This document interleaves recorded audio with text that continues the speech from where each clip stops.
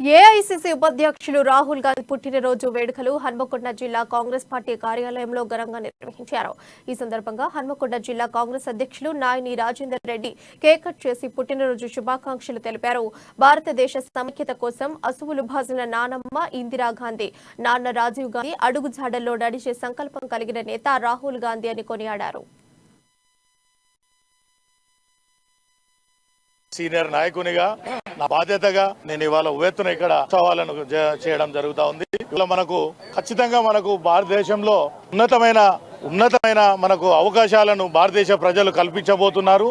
ఈ కేంద్రంలో ఇప్పుడున్న మనకు పేద ప్రజలకు అవసరం లేని అక్కర్రాని ప్రధానమంత్రి మనకి అతి త్వరలో వెళ్ళిపోబోతున్నాడు. బాయ్ బాయ్ మోడీ అని చెప్పబోతున్నాము. వెల్కమ్ రాహుల్ గాంధీకి చెప్పబోతున్నాము.